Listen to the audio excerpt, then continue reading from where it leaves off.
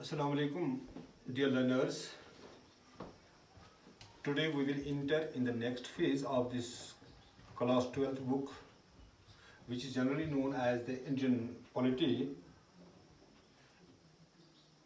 Today we will deal with its chapter Nation Building and its Problems, and our subtopic would be Partition of India. Dear viewers, as you know that the Bharat, which was under the occupation of as a colony of the British government for 2 centuries, the continuous struggle by the people of India to achieve their independence at last reached to its destiny that India was guaranteed to be a sovereign state. The sovereign state did not come into being within a short span of time. It took near 200 years to reach to the destiny to achieve the independence from the Britishers, but at the cost of blood, at the cost of division of the country. On 14th of August 1947, the British India was divided into two parts. The first part, which came into being on 14th of August midnight, was the Pakistan, and the second part of this country nowadays we know as the Republic of India. The partition was not an easy task to do, as the East Pakistan, which was within the fold of the Pakistan, nowadays what we know, which came to be known as Bangladesh, which got its independence from the Pakistan in 1971, and the another part of this Bengal, the Indian Bengal, which created another state, West Bengal, which is within the Indian Federation. Likewise, in Punjab, the west side of the Punjab came under the occupation of, within the territory of Pakistan, and the East Pakistan, which has resulted to become a state of the Indian polity or Indian Federation, what we know as the state of Punjab. So there were certain causes, several causes behind it, which made the leaders, which made the diaspora to think about the partition of India. Today we will know about the causes. What were the main causes which resulted in the partition of India into two states, that's Pakistan and India. The first cause of the partition was Jinnah's attitude. Jinnah, Ali Muhammad Jinnah, the leader of the Muslim League, his attitude towards the independence or towards the partition was that he refused to the nationalist appeals and did not accept anything short of creation of Pakistan. Why? He did so when British India, the British government, tried to form an interim government in the 1946 in the absence of Ali Muhammad Jinnah. Ali Muhammad Jinnah argued that how come in his absence the interim government was formed. So he launched an action, what he called the direct action, for achieving the separate state from the Indian territory. As such, the achievement of Pakistan was the attitude of Ali Muhammad Jinnah. This separation or this partition lead the world, lead the government, lead the India towards the communal riots and the disorder, social disorder. As the direct action engulfed the whole community into the mass killings of the innocent people.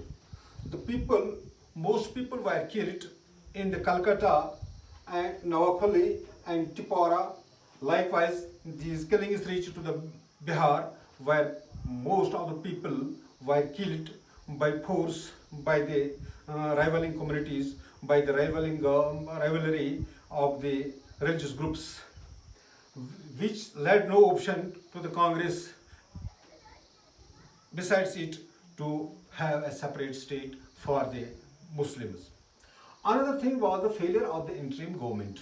The interim government, which was formulated, which was formed, which was created in the year 1946, its failure that it could not stop the criminal riots, it could not stop the social disorder, it could not stop the bloodshed. So there was a complete failure of the interim government. As such, the leaders of the nation were of the opinion that there is not any another way to stop the bloodshed.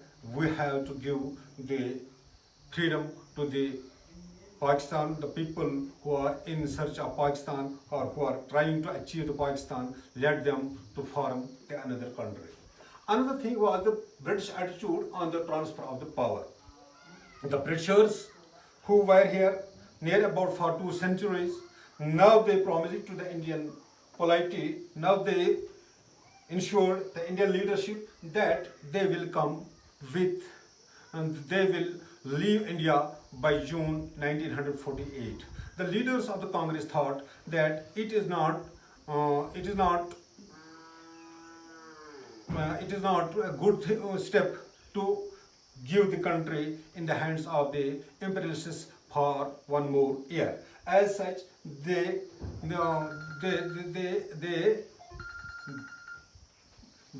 remain in touch with the other group of people as such to hand over some part of the territory to those people who are trying to achieve another nation who are in favor of the achievement of Pakistan.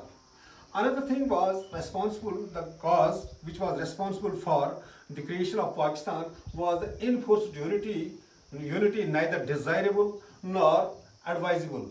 Some people in the Indian polity or Indian Congress were of the opinion that it is not good to have the people who are vocal sections of the Muslims who are of the opinion to get the Pakistan as a country or to secede from the Indian territory, let them to form or let them to create another country. So the another thing was the plea of the Lord Mountbatten, who was of the opinion that the Muslim League should be quieted and sounded for the for pragmatic leadership of the Nehru. So it was advisable for them. It was an admittable fact that these people should be given a chance to form their own country. Another thing were the doubts about the Pakistan's viability and stability. A group of people, the group of leaders within the Congress fold were of the opinion that it is not good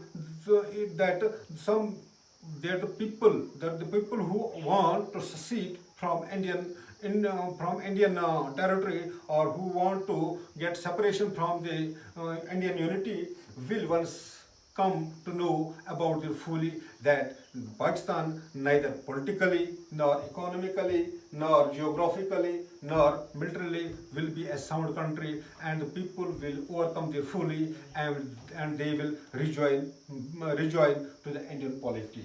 And the last cause about the partition was the influence of Lord Mountbatten. The Lord Mountbatten, who was the last Governor General of the British India, he talked several rounds of talks with the Sardar Patel, with the Pandit Jawaharlal Nehru, and also with Mahatma Gandhi in order to motivate them that India will be safe and sound if the Muslims will be provided an opportunity to form their own country in the shape of Pakistan.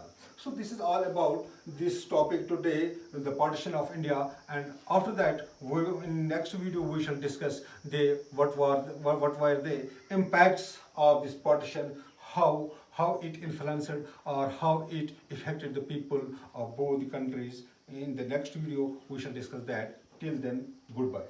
Thank you very much.